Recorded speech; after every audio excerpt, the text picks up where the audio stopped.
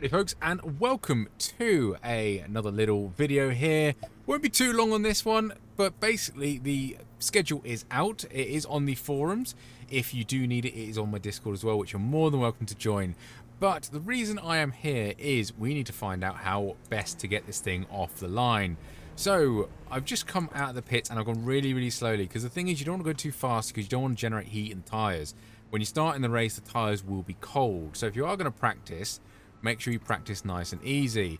And you can see on there, we're using Z1 Dash, which has a very useful feature that it can actually time starts of how quickly we get to like 0 to 100 kph, which will be really ideal for finding out how quickly we get off the start. So what we're going to do is put the clutch down. I'm going to use my foot clutch. I do have paddles on the steering wheel, and then I'm going to be in first gear, and randomly I'm just going to pull up the throttle and see what happens.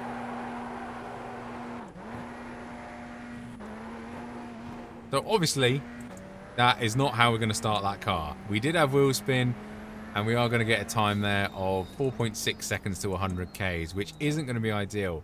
Now, I must stress that technically the tyres are warm, so you will have slight differences. But it is going to be, it is going to be a little bit advantageous to try this out and see which is the best. So, going to see if we can do like full throttle, first gear, and again, lots of wheel spin, lots and lots of wheel spin. So again, that's not the way to do it. So this is all little bits. I think we're going to go for the dual clutch, to be brutally honest with you. So on my Fanatec wheel, if you have it, I have 40% on the paddles. If you have other clutch systems, if you can set it at 40%, that's what I'm using at the minute. So again, I must mention that the tyres will be a little bit warmer. So we'll try full throttle. Okay, bit of a rev limiter with the gears there, but we were much quicker to 100 kph there. 3.5 seconds to basically 60 miles an hour. So again, just take it easy. And obviously this is just literally a test because we just want to see the best way of getting this thing going.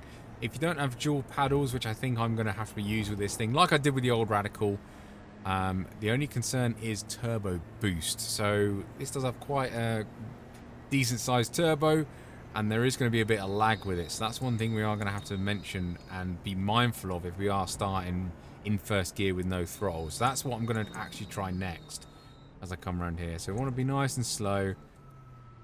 We're going to get to the same place before, and we're going to be in like that. Everything's set to 0 again, and I'm just going to go 3, 2, 1. Bit of rev limit, and that was 3.2. That wasn't half bad. That was not half bad at all. So if I can, I mean, considering our last starts were like 3.5, I think it was. So that's not a bad way to go. The hill is going to help us here a little bit. The leader has just done So all I'm going to do now is build up the revs, get the boost going. 2.7. So that is going to be a lot better. Actually listening to the car, I'm actually probably going to change that up to 50%. On the clutch, and we'll see what happens. No, that's way too little. Let's drop it down to 35.